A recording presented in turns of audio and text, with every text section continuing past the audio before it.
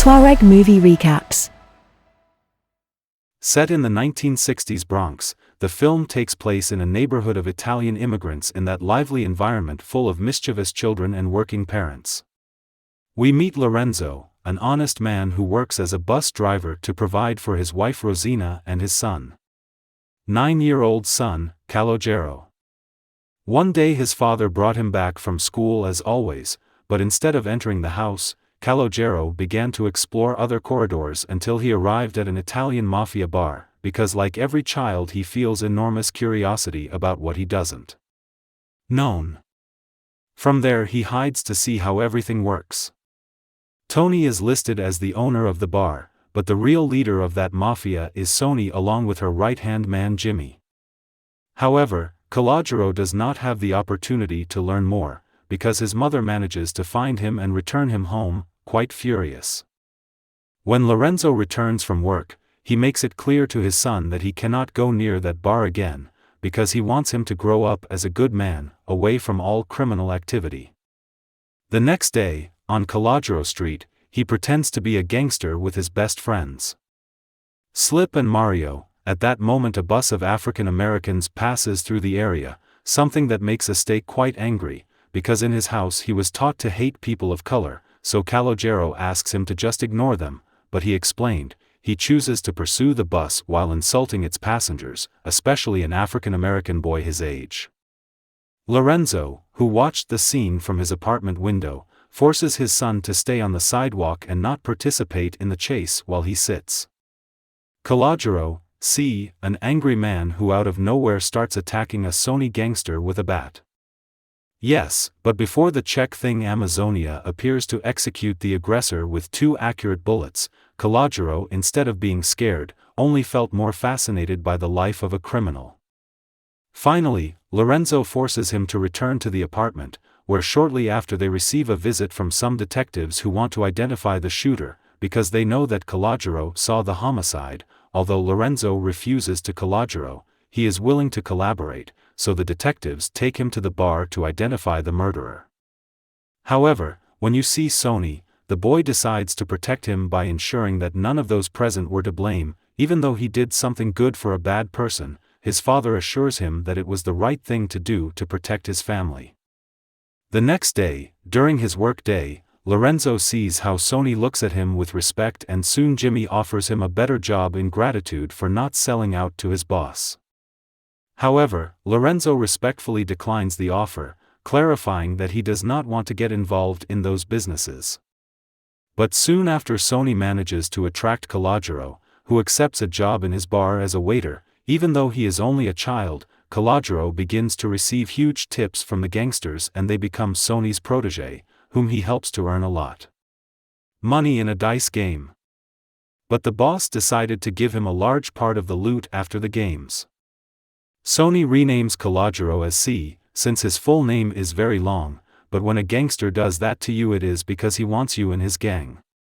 Over time, Calogero notices that his neighbors treat him with much more respect and even the fruit seller who hated his pranks so much now gives him everything he wants. However, one day his parents discover his wad of cash, leaving him with no choice but to confess right away. Lorenzo takes him to the bar where he returns Sony's money and asks her to stay away from his son as the conversation was getting heated.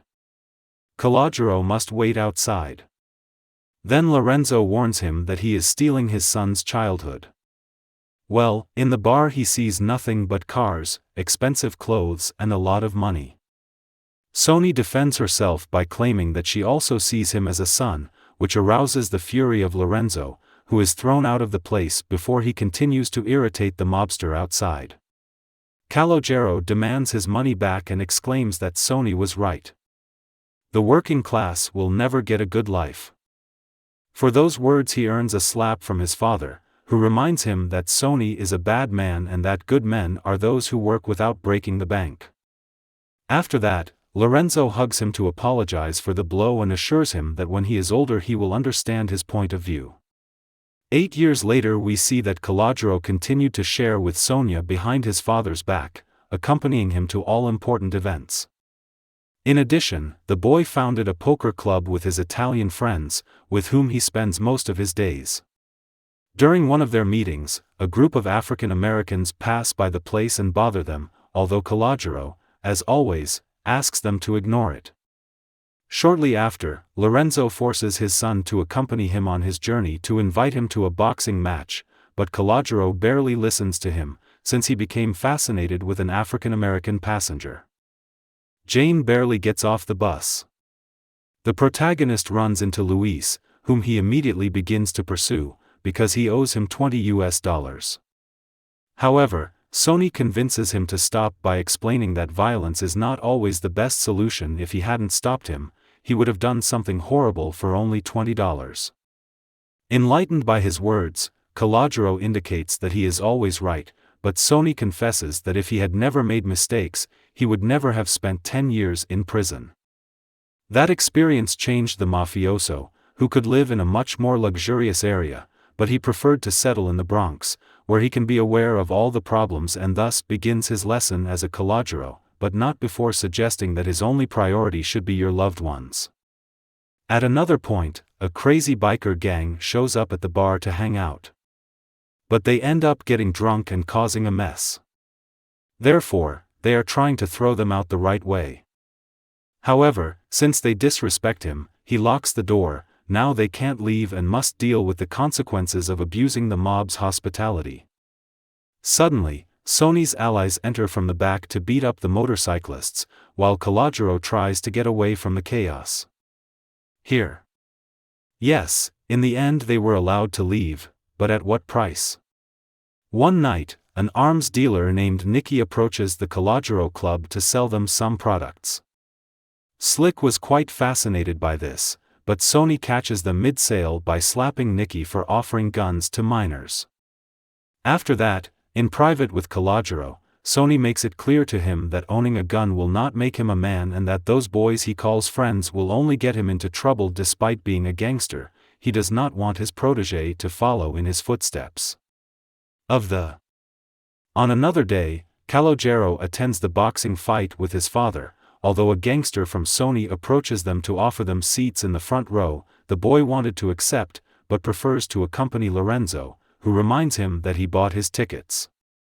With honest work in high school, Calogero runs into Jane in the hallways, so he makes up an excuse to escape from his classmates and talk to her alone. Even though he was full of nerves, the boy manages to impress her and even accompany her to her neighborhood, where Calogero does not dare to enter due to the presence of rival gang members. However, they agree to have a date at the movies back in their neighborhood. The boy hangs out with his friends, but they are interrupted by some African American cyclists hanging around the area. As always, Schlick ignores Calogero's words and attacks the cyclists in the middle of the fight. The protagonist ends up attacking one of the boys, but actually protects him from his violent friends. Sleek was so furious that he could have killed one. But Calogero convinces him to flee, because the police are approaching his next meeting with Sony. The protagonist once again receives advice to stay away from bad company or he would end up dead or in jail.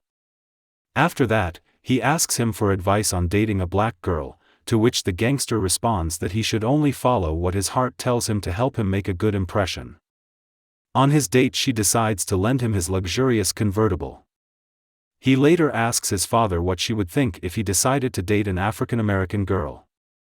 Lorenzo has no problems with that community, but to avoid problems he prefers that he commit to someone of his race. Likewise, Calogero shows up at the meeting with Sony's stunning car, but Jane only greets him with complaints, revealing that her brother was one of the cyclists attacked in her neighborhood. Calogero denies having participated. However, to his surprise he summons his brother, who turns out to be the boy he tried to protect, but still blames him for the beating. That's why Calogero doesn't hold back and points it out offensively. Like a black man disappointing Jane, the boy returns to Sony to return her car, lamenting that things didn't turn out the way he wanted. However, Lorenzo managed to see him driving, so he receives him home with a tremendous scolding, reminding him of his warnings about Sony. He confronts him with the war, claiming that Sony trusts him, but for Lorenzo, the gangsters do not trust anyone and are not really respected, only feared. However, the boy explodes with anger, accusing his father of being a loser because of his humble work, which will never earn him a good reputation. Annoyed, Don Calogero heads to his club, but finds it trashed, courtesy of the African-American gang. His friends were already preparing revenge, however, they are not even scared away before Calogero can leave with them. But that was not all, because Sonia slaps the boy and grabs him by the neck, asking him where he went with her car.